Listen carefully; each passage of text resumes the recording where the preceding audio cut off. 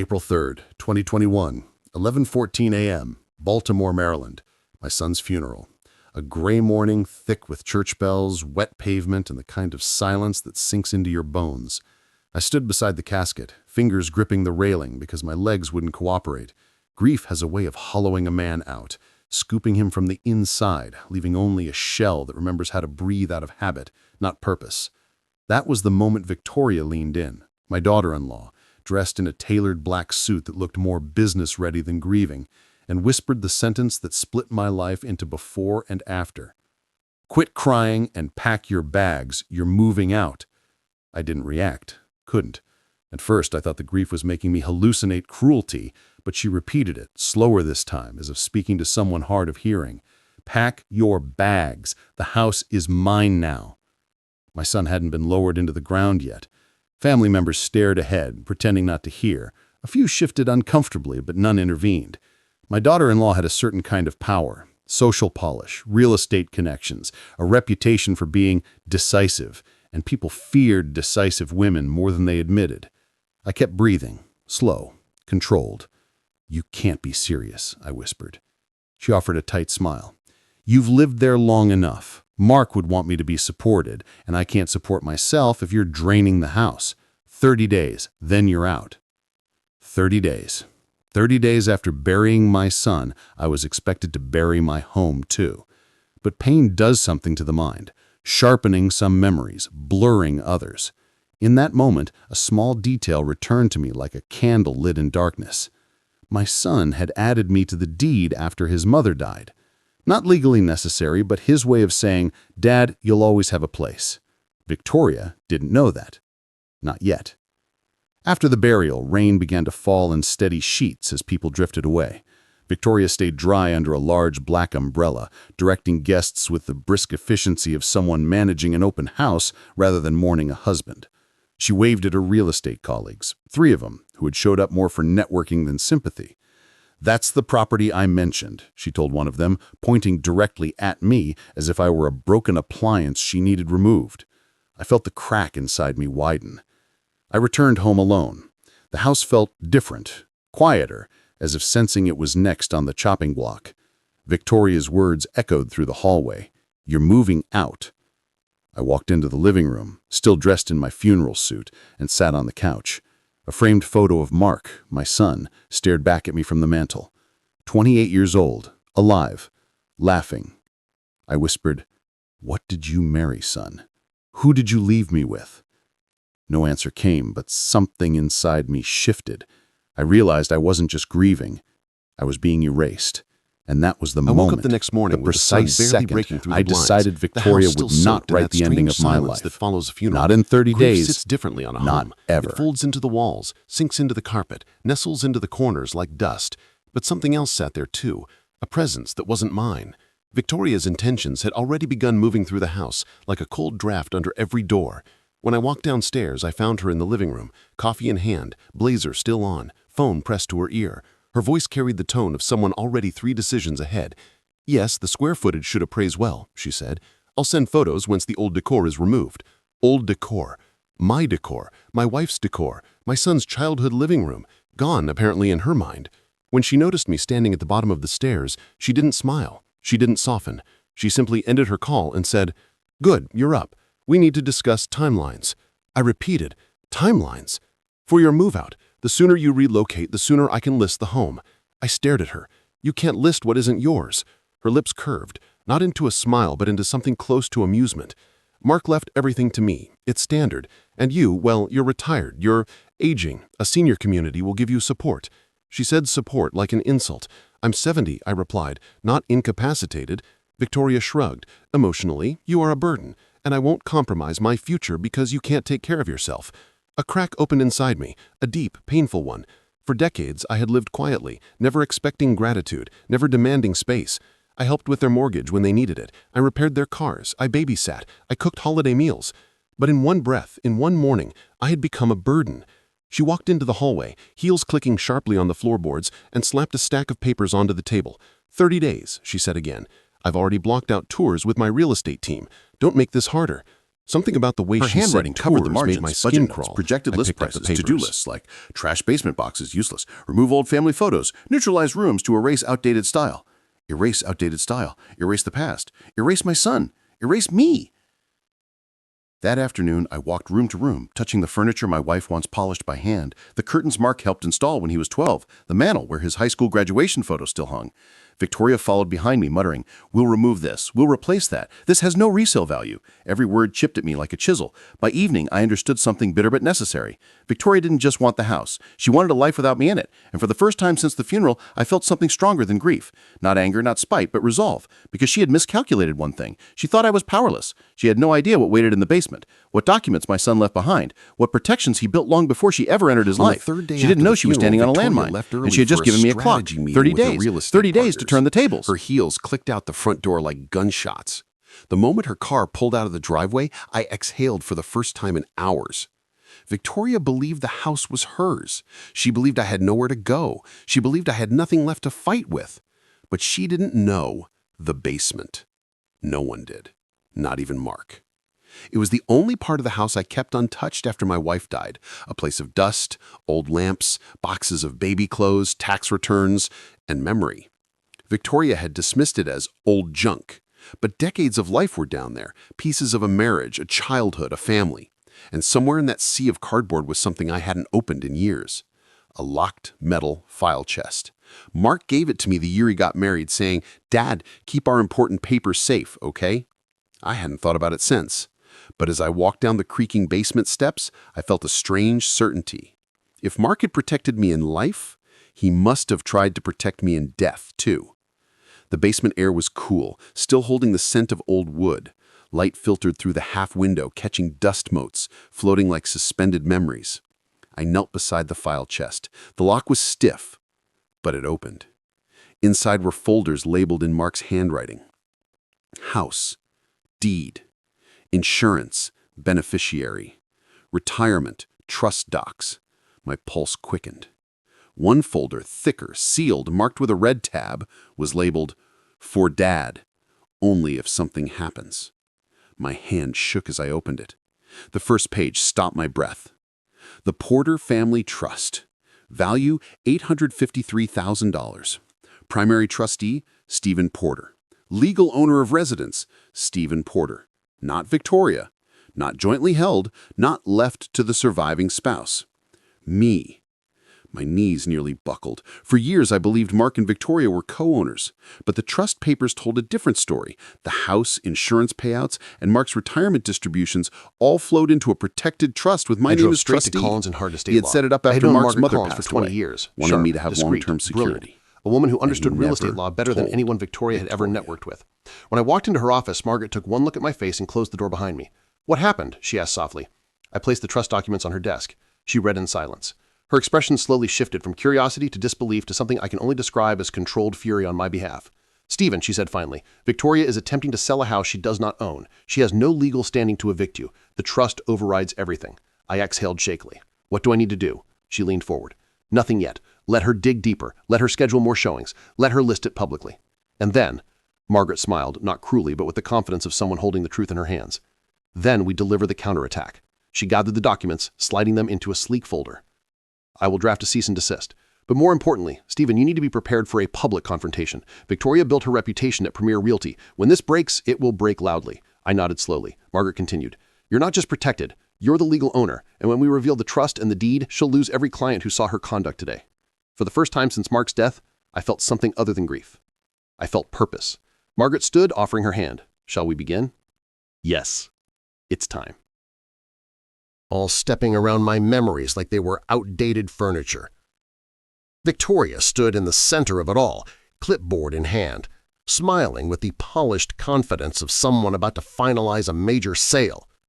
"There he is," she announced loudly when she saw me at the bottom of the stairs, "the current occupant." Occupant. Not homeowner, not father-in-law, not grieving parent, just occupant. I felt something shift inside me, sharp, painful, clean. A woman from one of the couples approached her. "Will the older gentleman be relocating soon? We'd prefer a clean transfer." Victoria flashed a rehearsed smile. "Oh, absolutely. We're moving him to a senior community. He needs more support." Support. Again said like a slur. The photographer interrupted, lifting his camera. "Should I avoid him in the shots, or is he part of the before photos?" Laughter. Real laughter. Victoria didn't defend me. She didn't correct him. She didn't show even a flicker of shame. Instead, she stepped closer and said, as if I were deaf, "You heard him. Please stay out of the rooms we're staging. You're distracting." Distracting. At my son's open house. That was the crack moment. The snap inside me so clean, so sharp, that even the air felt different. I turned and walked out without a word. I didn't go to a friend. I didn't go to a relative. Probably because I he didn't knew even her. go to the Probably cemetery. because he saw this coming. I kept reading, each page hitting harder than the last. If any party attempts to evict, coerce, or financially exploit the trustee, all assets revert immediately to trustee control. Victoria's handwriting suddenly made sense. Her frantic notes, her urgency, her push to get me out. She didn't know about the trust. She only saw a house she assumed was hers, a house she was planning to sell, illegally. As the realization washed over me, I felt something crack open. Not grief, not anger, but a sharp, rising clarity. Victoria wasn't the one holding the cards. I was. When I came back upstairs, she was already home, standing with her arms crossed, irritated. "You need to clear out the basement," she said sharply. "It's all useless clutter." I looked at her, really looked at her, and for the first time since my son died, I felt steady. "No," I said quietly. "There are things down there you shouldn't touch." She scoffed. "You don't make the rules here." But she was wrong. She just didn't know it yet. Because the documents in my hand weren't just paper. They were the fuse, and the explosion was coming. Victoria struck her next blow on a Sunday morning, 8 days after the funeral, when grief still felt raw enough to peel skin. I came downstairs to find strangers in my living room. 3 real estate agents, 2 young couples, 1 photographer with a wide-angle lens. Victoria believed she was weeks away from owning my home. She didn't realize she was hours away from losing her entire career. The confrontation didn't take place in a courtroom. It didn't even take place in my home. It took place in the one place Victoria thought she was untouchable, Premier Realty's weekly showcase meeting. Margaret insisted we go unannounced. Predators hide best in private, she said. Expose her in her kingdom.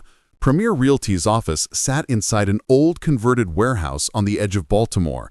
Brick walls, tall windows, polished floors, and the faint smell of lemon cleaner. When we walked in, 20 agents sat around a glass conference table sipping coffee while Victoria led her presentation with the confidence of a woman selling the world. "And now," she said, clicking her remote, "I'm excited to present my newest listing, an exceptional property with significant equity potential, closing expected within 30 days. My house appeared on the screen. My living room, my porch, my late wife's hydrangeas blooming under the window. A few agents murmured admiringly. Victoria continued, glazing over details with rehearsed charm. The current occupant will be transitioning to a senior facility, making the home move-in ready. Occupant. The word hit me like a shove. Margaret leaned toward me. "Now," she whispered. We stepped forward. Victoria saw us immediately, and the blood drained from her face. "Stephen, what do you—" Margaret cut her off like a scalpel. "Miss Porter, we're here regarding your illegal listing." The room went still. "What?" an agent asked, frowning.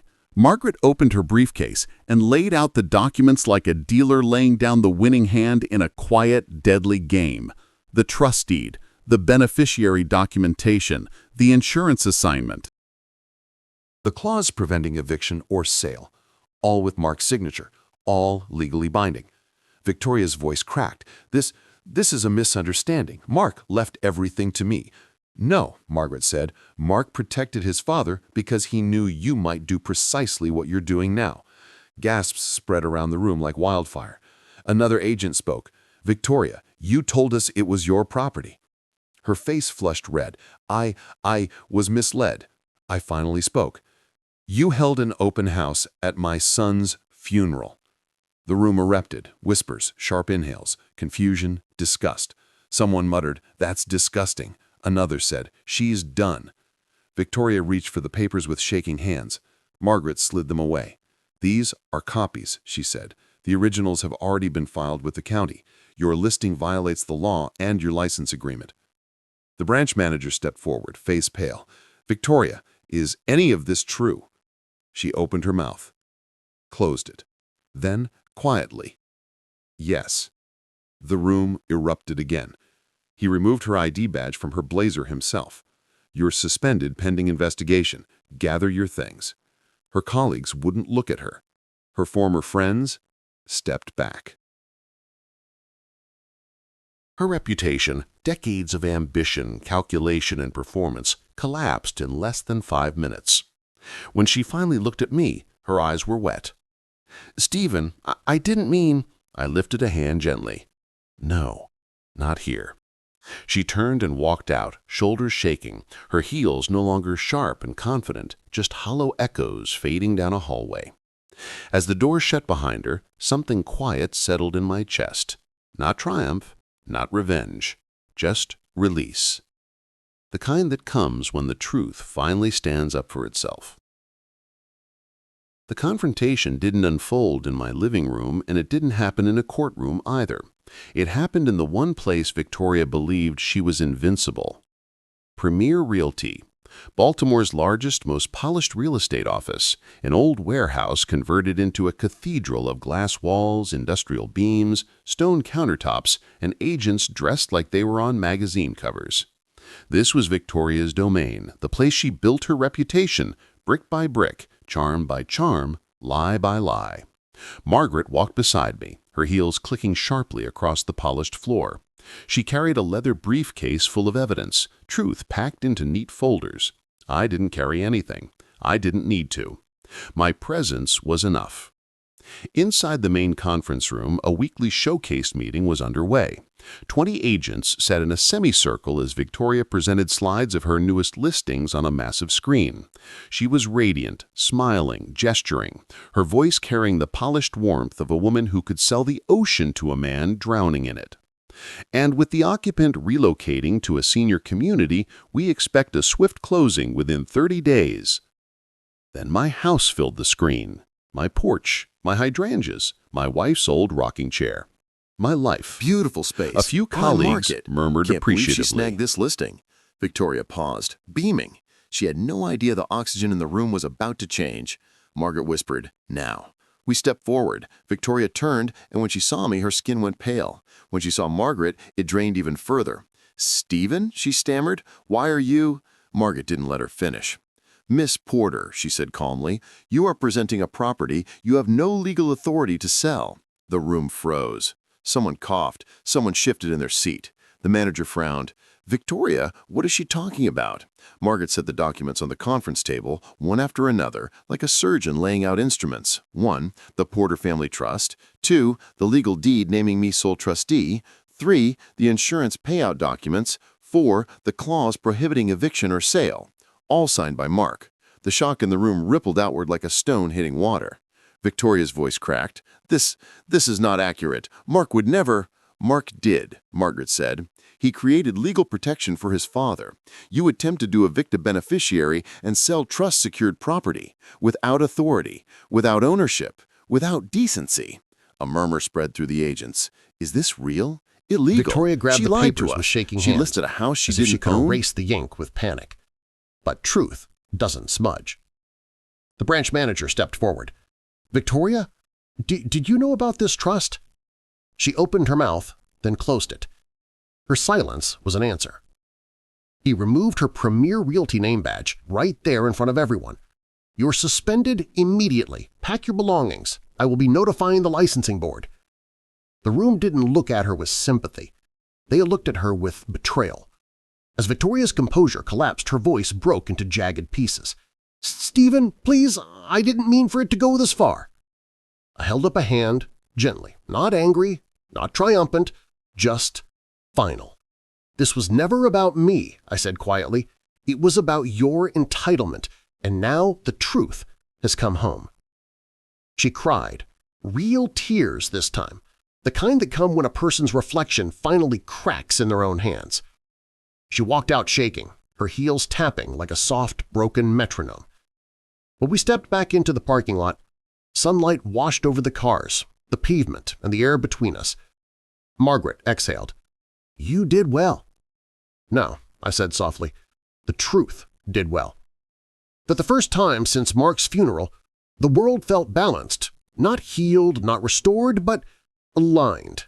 It was Not the natural revenge, consequence of the lies she built just herself upon. responsibility. The days after the premier Realty And Showdown felt Victoria's strangely downfall quiet. was not peaceful, my victory. Quiet. Quite the way a house feels after a storm has ripped through it and left the air heavy, still holding the aftertaste of lightning. The trust documents remained on my kitchen table like silent witnesses to everything that had unfolded. I found myself staring at Mark's handwriting more than once, tracing the curve of his letters with my foam. He had protected me even in death. That knowledge softened something sharp and aching inside me. Word spread quickly through Baltimore's real estate circles. By Monday, 5 agents had dropped Victoria from their upcoming deals. By Wednesday, her licensing board opened an investigation. By Friday, her landlord issued a notice. She had 30 days to relocate due to reputational risk impacting the business environment. Consequences. Not revenge. Just consequences. 1 week later, on a cold morning that tasted like rain, Victoria showed up at my door. Not with anger, not with demands, not even with tears streaming down her face. She looked deflated, a woman whose scaffolding had finally collapsed. Her voice was small. Stephen, She stood in the living room, May I the same come in? living room she once photographed without asking, I stepped the same aside. space she tried to sell out from under me. Boundaries I want did to not require apologize, cruelty. she said, not because I was caught, but because I lost myself. I thought security was something I had to claw for. I thought this house was my future. I thought you didn't need it. I didn't speak.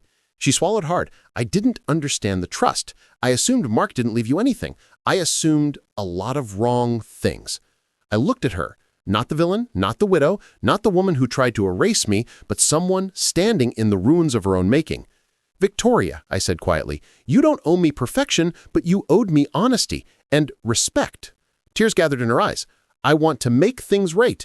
I don't expect to stay here. I know I've lost that, but her voice broke. I don't want Mark to be ashamed of me. Those words, they cracked something in both of us. I pointed toward the old oak box I'd placed on the dining table earlier that morning, filled with photographs, letters, ticket stubs, souvenirs of the life she and Mark actually lived. These belong to you, I said. They're the memories you built together. Take them, they're yours to keep. The house is not, but the love you two shared, that's not something I'm here to take from you. She pressed her hand over her mouth, crying quietly. After a long silence, she nodded. Thank you, she whispered. I will use this as a beginning, not an ending. She gathered the box gently, like it was the last fragile piece of her life that still mattered, and walked to the door. Before she stepped out, she turned back. I'm sorry, That evening, Stephen, I stood in the for all of it. backyard under the early Then she winter left. sky. The house wind was moved silent through the again, hydrangeas this time my wife not with planted grief, decades just ago. stillness. I thought of her. I thought of Mark. I thought of a long road that brought me to this moment. And slowly, something inside me settled. Not triumph, not victory, just clarity. People talk about justice like it's a loud thing. Gavel strikes, raised voices, dramatic moments in crowded rooms. But sometimes justice is quiet. Sometimes it looks like a woman carrying a box of memories to her car. Sometimes it looks like an old man locking his door at night knowing no one can take his home again. Sometimes justice is simply the truth standing still long enough to be seen. If you allow others to rewrite your worth, they will. But if you stand firm in the truth, even shaking, you'll discover that dignity is the one inheritance no one can steal.